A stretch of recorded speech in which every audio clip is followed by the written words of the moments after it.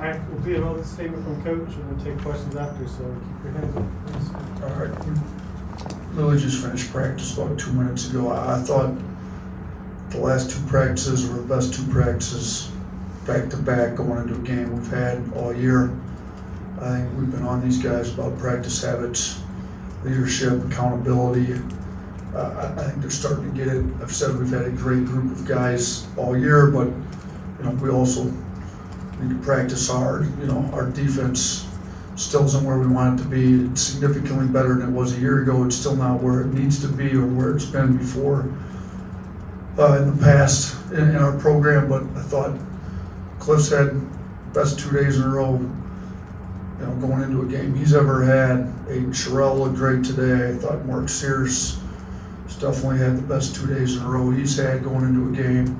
Defensive intensity, pop, the pace on offense, it's all looking like what we want it to look. Now, having said that, this is going to be ridiculously hard to go into Mississippi State and get a win. They're one of the toughest teams in the country.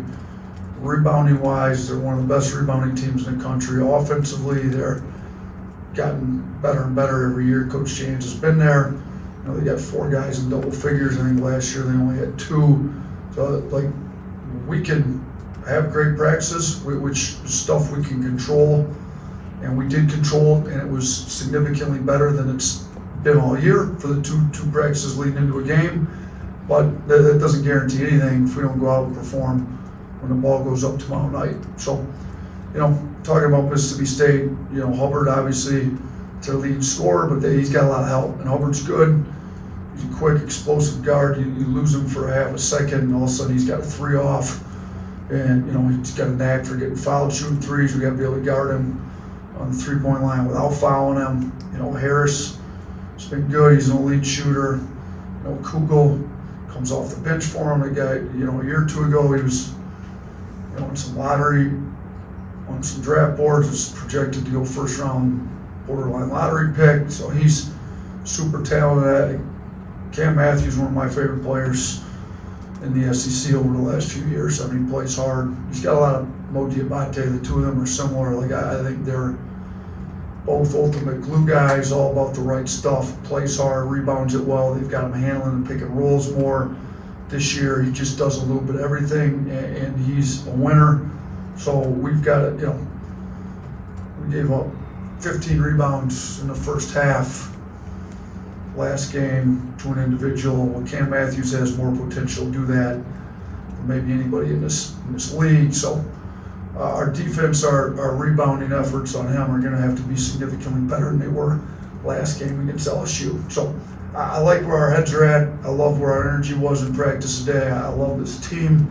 I think we've got really good guys, but I like Mississippi State's team, and they're tough, and their coach does a good job, and we've got our hands full on Wednesday night.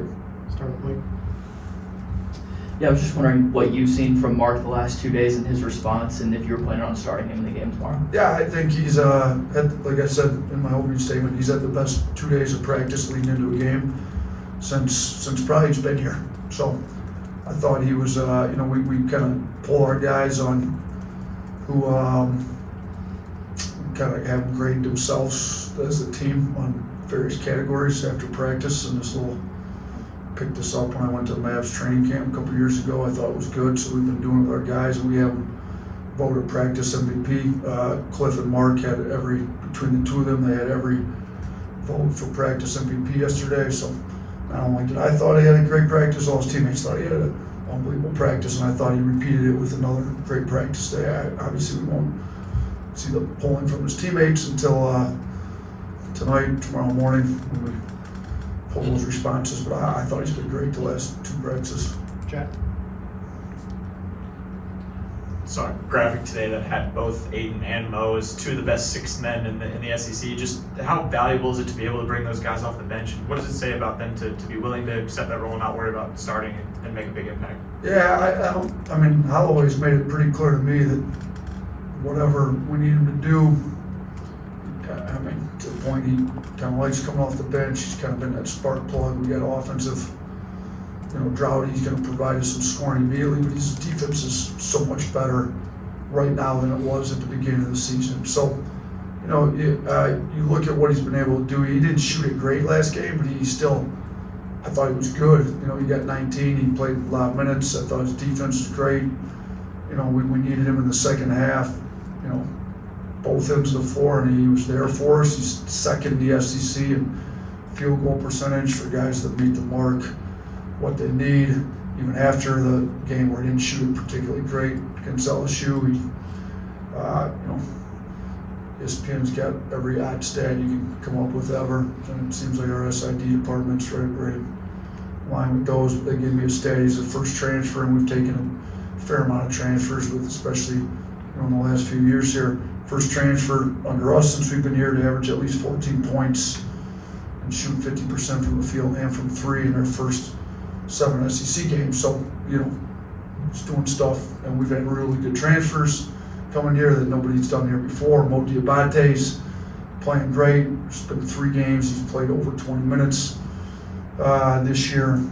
Vandy, Rutgers, and Houston. When he gets the minute now, that goes hand in hand. When you do what you're supposed to, you get minutes, but when he's doing what he's supposed to and then the minutes follow, you know, he's averaging 14 points, 12 rebounds, shooting 75% from the field, 89 from the free throw line, and plus 20 on his plus minus. So when he's locked into what we need him to do, and when he's doing stuff that he's great at, he's one of the best players on the floor, and he's going to play. So it's great to have those 2 guys coming off the bench. And again, I don't know who we're going to start. I haven't determined that.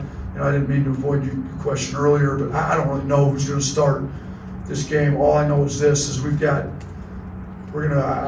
Darian Reed's been going more and more. You know, probably questionable until game day, but he's done more in practice these last 2 days than he's done up till this point. And I'm not the trainer, and I don't make these decisions, but he looked pretty good to me. So if he does get the clearance finally to go, we'll have 10 healthy, available players for us, and any combination of the 5 of them we put on the floor, I think they're pretty good. So when you've got, you know, legitimately, I mean, you know, if you go with this guys who've been starting before, and then you bring in CY, Holloway, Mo D off the bench, Darian Reed, if he could have stayed healthy all year and gotten the reps that these other guys had gotten, you know, kind of go, like, you've got 8-9 guys that could easily start, put up starter minutes and starter points, and it's hard to, you know, it's hard to match our depth, and we've needed it at various times, especially with all the injuries this year. James. Hey Coach, how strong of a message does it send the team when you bench a star player for not performing well? Yeah, I mean, there was, you know, there was messages said and everything we did. It wasn't just Mark, it was Mark and Cliff, and for various reasons, you know, Cliff got the opportunity to then come in and play. But I think the message sent, and it's the message we try to send into all of our decisions, is there's nobody above the program, including the head coach. I mean, like, if we build this thing the right way and you build the foundation that you're supposed to, and for whatever reason it is, you know, my first year here, I had to go to my grandfather's funeral. If I miss a day, I miss a game. I mean, like I said, whatever it was, I think Coach Saban maybe had to miss one back in COVID. He built such a strong program that they're able to perform without any one particular person there. So it's not just a point about Sears or Cliff or anybody. It's anybody in the program. The program is bigger than any one person, including the head coach. So let's build such a strong program, such a strong culture by everybody in it, that we don't rely on just one person all the time. But we certainly need Sears, certainly need Cliff. We need everybody to be the best we can possibly be, and our program knows it, our team knows it, and getting the best version of Mark Sears is what's best for this team, for this program, and that's what we plan on getting moving forward. You mentioned not knowing who you're going to start tomorrow. Is part of that decision trying to get those faster starts that you've been talking about the last couple of games? Yeah, I've been a little, if you haven't sensed, I've been a little disgusted with whether it be our start to the game, and that hasn't been as big of an issue. Occasionally it has, as much as a start to the second half. That's what's been most disappointing to me. So whoever I made it very clear to the guys over the last few weeks, And that was part of the reasoning going into second half against LSU. Like the guys that start the game are not guaranteed to start the second half moving forward. Just don't plan on it being that way. We're going to start the guys that give us the best chance to get the best start to the second half. And when we're tied with a team, and no disrespect to LSU, because they came in and played really well, really hard. I love their effort, for Coach McMahon to get them going, with only having one conference win. It says a lot about, those guys are still buying in and doing the right thing. But for a team that we knew we were better than, favored to win by whatever it was, 18, so we'll call it 15 to 20. If you're supposed to beat a team by 15 to 20, that's how much you're supposed to be. To be tied at the half, we didn't perform the way we were supposed to in the first half. So we're going to make a change. So then you go through, you look at some plus minuses, some leverage numbers, like who practiced well the game before, you look at lots of different data in a quick amount of time, you make a decision, and you hope that you spark some guys to give them a play hard. Cliff went from, I didn't think having a great first half to winning the hard hat with his effort in the second half and did exactly what we're looking for him to do. And he was unanimous. Him and Mark Sears got all of the votes for practice MVP. Yesterday, I thought he came back and practiced ridiculously hard. So if we can get Cliff really going like we've got him going in the second half against LSU in these last two practices, we'll be a significantly better team. Last one, Jack. Just wonder kind of what's impressed you about Chris Youngblood on the defensive end for you, and just what does he bring in terms of kind of being versatile with his size, being able to guard multiple positions? How does that kind of help you guys defensively? Yeah, one, he's super physical. Okay, so if you go back to, and again, you don't want to compare this year's team to last year's or 2 years ago or 4 years ago or whatever it was, but we like to put a lot of shooting on the floor. We started 4 guards half the year last year, and between Sears, Estrada, Reitzel, and Rylan Griffin, those were the 4 guards that we rolled out in the starting lineup. Well, who's your 4-man? Rylan was the tallest, but he didn't look anything like. So if you decide to go with 3 or 4 guards and your 4th one or your 3rd one is Chris Youngblood, he looks like he's capable of guarding a lot of 4s in the league with his size. So he gives you some physicality on the defensive end. He gives you a veteran with a really high IQ that studies the game, that's ultra competitive.